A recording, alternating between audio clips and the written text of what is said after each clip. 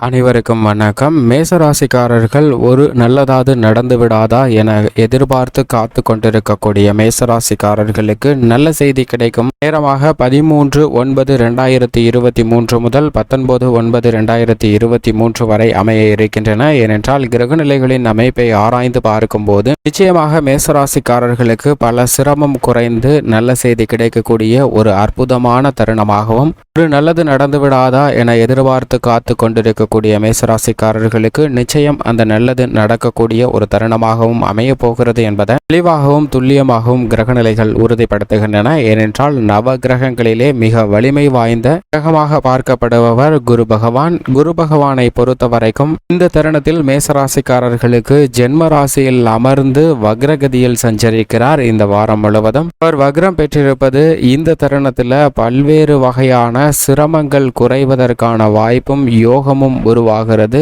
வருமானம் அதிகரிக்கக்கூடிய வகையில் நல்ல பல வாய்ப்புகளும் சந்தர்ப்பங்களும் கிடைக்க போகிறது. பண சிக்கல் குறையக்கூடிய ஒரு தருணமாக அமைகிறது என்பதை தெளிவாக உறுதிப்படுத்துகிறாருங்க. ஜென்ம ராசியில் அவர் நேர்கதியில் சஞ்சரித்த தருணத்தில் பல்வேறு விதமான சிரமங்கள் சிக்கல்கள் சற்று கூடுதலாகவே இருந்திருக்கும். வேலை இல்லாத ஒரு சூழ்நிலை, வேலையில எதிர்பாராத அலைச்சல், சிரமம், தொழில் ரீதியாக போட்டி பொறாமை போன்றவை அதிகரித்தல், சிரமத்தை அதீதமாக நாளுக்கு நாள் சந்தித்து வரக்கூடிய மேசராசிக்காரர்கள் ஒரு நல்லதாவது நடந்து விடாதா என்று ஏங்கக்கூடிய தருணத்தில் நிச்சயமாக 13/9/2023 முதல் 19/9/2023 வரை வக்ரம் பெற்ற இந்த ஒரு சில நாட்களுக்குள் நல்ல ஒரு முன்னேற்ற வாய்ப்பை நிச்சயமாக வியாழன் கொடுக்க போகிறாருங்க. ஏனென்றால் அறிவுக்கு, செல்வத்திற்கு, நேர்வழியில் முன்னேற்றத்திற்கு போன்ற அனைத்திற்குமே அதிபதியாக இருக்கக்கூடிய குரு பொறுத்த வரைக்கும் ஜென்ம ராசியில் வக்ரம் பெற்றிருப்பது பல சிரமங்களுக்கு விடிவு பிறக்கக்கூடிய ஒரு தருணமாக பார்க்கப்படுகிறது. நீங்கள் எதிர்பார்க்கக்கூடிய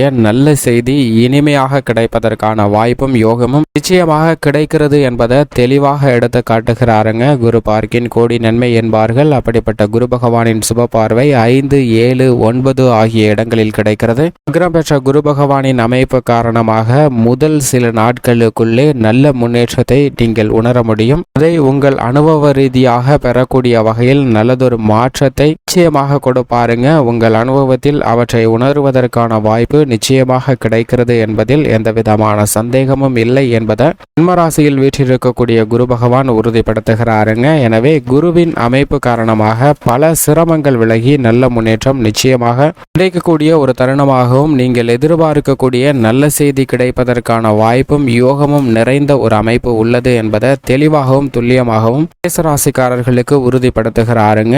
இது ஒரு மிகப்பெரிய வரப்பிரசாதமாக பார்க்கப்படுகிறது. அதைவிட பல்வேறு வகையான இன்னல்கள் சிரமத்தை சந்தித்து வந்த உங்களுக்கு நிச்சயமாக அந்த இன்னல்கள் அனைத்தும் குறையக்கூடிய ஒரு அற்புதமான தருணமாக அமைகிறது என்பதை உறுதிப்படுத்துகிறாருங்க. இந்த தருணத்தில் எந்தவித பணிகளை வேண்டுமானாலும் துணிச்சலாக இறங்கலாம். ஏனென்றால் திருமணம், தகாப்பு, புதுமனை புகுதல், புதிய நிலம் வாங்குதல், வீடு போன்றவை வாங்குவதற்கான அதிர்ஷ்ட யோகமும் சில விரய செலவுகள் ஏற்பட்டாலும் அவை பல லாபத்தை கொடுக்கக்கூடிய வகையில் அமைய போகிறது என்பதையும் தெளிவாகவும் துல்லியமாகவும் உறுதிப்படுத்துகிறாருங்க. இந்த சந்தர்ப்பத்தை தவற விட்டுடாதீங்க. குரு பகவான் வக்ரத்தில் திரும்பிய முதல் இந்த வாரத்திலேயே நல்ல பலன் நிச்சயமாக கிடைக்கும். மேலும் 4ஆம் இடமாகிய சுகஸ்தானத்தில் சுக்கிரன் வக்ரத்தில் இருக்கிறாருங்க. மிக விரைவில் சுக்கிரனின் அமைப்பு காரணமாக நிறைந்த பலன்கள் கிடைக்கும். கலைத்துறை ரீதியான பணிகள்ல புதிய வாய்ப்புகள் கிடைக்குங்க. புதிய வாய்ப்புகள்ல எந்த விதமான தொய்யும் தோல்வும் ஏற்படாத ஒரு தருணமாக பார்க்கப்படுகிறது. துணிச்சலாக அனைத்து விதமான பணிகளையும் மேற்கொண்டு நல்ல ஒரு முன்னேற்றத்தை பெறுவதற்கான வாய்ப்பையும் யோகத்தையும் கொடுக்க போகிறாருங்க. சுக்கிரனின் அமைப்பு காரணமாக பல்வேறு விஷயங்கள்ல சந்தித்து வந்த சுப நிகழ்வுகள்ல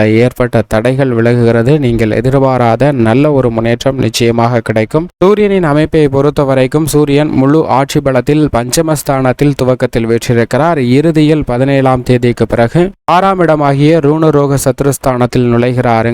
சூரியன் 6வது இடமான ரூணரோக சத்ருஸ்தானத்தில் நுழைவது மேசராசிக்காரர்களுக்கு அமோகமான வளர்ச்சி கொடுக்கக்கூடிய ஒரு அமைப்பாக பார்க்கப்படுகிறது. அரசாங்க சலுகைகள் அனுகூலமாக கிடைக்கும். தொழில் வியாபாரம் ரீதியான பணிகளில் பெரிய அளவிற்கு அலைச்சலோ சிரமமோ இல்லாமல் மிக சிறப்பாகவும் எளிதாகவும் செய்து முடிக்க முடிக்கக்கூடிய வாய்ப்பு சூரியனின் அமைப்பு காரணமாக கிடைக்கும். ஏனென்றால் சூரியன் 3, 6, 10, 11 ஆகிய இடங்களில் சஞ்சரிக்கும் போது அமோகமான வளர்ச்சியை கொடுப்பாருங்க. அப்படிப்பட்ட ஒரு இடமான 6ஆம் இடத்திற்கு மாறுவது நல்லதொரு முன்னேற்றத்தை நிறைந்து கொடுக்கக்கூடிய ஒரு அமைப்பாக பார்க்கப்படுகிறது. அது மட்டுமல்லாது 6ஆம் இடத்தில் ராசியின் அதிபதியான செவ்வாயும் வேற்றிருக்கிறாருங்க. செவ்வாயுடன் இணைந்து சஞ்சரிக்கக்கூடிய இந்த தருணத்தில் பல்வேறு விதமான சிரமங்கள், வேதனைகள், அவமானங்கள் நீங்கி நல்லதொரு முன்னேற்றம் நிச்சயமாக கிடைக்கும். ராசியின் அதிபதியும் ரூணரோக சத்ருஸ்தானத்தில் சஞ்சரிக்கக்கூடிய இந்த தருணத்தில் கடன் வாங்குவதற்கான ஒரு சூழ்நிலை ஏற்படுவதற்கான வாய்ப்பை மிக அதீதமாக குறைக்கிறாருங்க.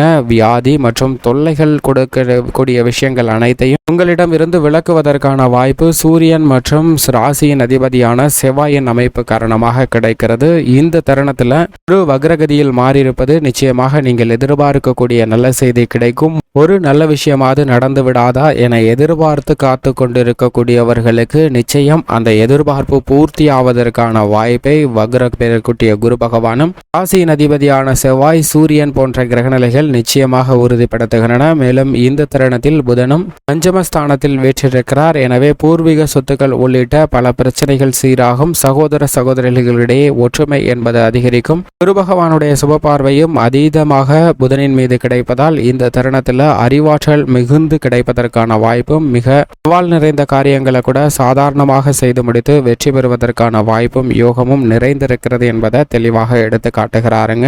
7ஆம் இடமாகிய சப்தமஸ்தானத்தில் வீற்றிருக்கக்கூடிய மோட்சக்காரரான கேது பல சிரமங்களை தவிர்த்து நல்ல முன்னேற்றத்தையும் வெற்றி வாய்ப்பையும் கொடுக்கக்கூடிய ஒரு அமைப்பில் சஞ்சரிக்கிறாருங்க. கேதுவின் அமைப்பு காரணமாக எதிர்மறையான சிந்தனைகள், கருத்துகள் தோற்கடிக்கப்பட்டு நல்ல ஒரு முன்னேற்றமும் வெற்றி வாய்ப்பும் நிறைந்து கிடைப்பதற்கான வாய்ப்பும் யோகமும் இருக்கிறது என்பதை தெளிவாகவும் துல்லியமாகவும் உறுதிப்படுத்துகிறார். இந்த தருணத்தில் மற்றொரு நிழல் கிரகமாக இருக்கக்கூடிய ராகு ஜென்ம ராசியில் அமர்ந்திருந்தாலும் பெரிய அளவிற்கு சிரமத்தை தரமாட்டாருங்க. சில விஷயங்கள்ல கவனத்துடன் இருப்பது நல்லது. இருந்தாலும் ராகு மிக விரைவில் ஜென்ம ராசியை விட்டு விலக இருப்பதால் பெரிய அளவிற்கு சிரமத்தை கொடுக்க மாட்டார். எனவே சற்று நன்மை நிறைந்து கிடைப்பதற்கான வாய்ப்பு இருக்கிறது. ஆனால் தேவையற்ற விஷயங்கள்ல தலையிட வேண்டாங்க. உங்களுக்கு சம்பந்தமா இல்லாத விஷயத்துல தலையிடும் போது அதில் சில குழப்பங்களை சந்திப்பதற்கான வாய்ப்பு ராகுவின் அமைப்பு காரணமாக இருக்கிறது என்பதை மட்டும் உணர்ந்து செயல்படுங்க. சந்திரனின் அமைப்பை பொறுத்த வரைக்கும் சந்திராஷ்டமம் போன்ற நிகழ்வுகள் இல்லை. சந்திரன் மிக சிறப்பாகவும் நன்மை தரக்கூடிய ஒரு அமைப்பிலும் சஞ்சரிக்கிறார். மகர ராசியான ஜீவனஸ்தானத்தில் சனி வக்ரகதியில் சஞ்சரிக்கிறாருங்க. சனியின் அமைப்பும் பெரிய அளவிற்கு சிரமத்தை கொடுக்கக்கூடிய ஒரு அமைப்பாக பார்க்க முடியாது. தொழில் ஸ்தானத்தில் இருக்கக்கூடிய இந்த தருணத்தில் தொழில் ரீதியாக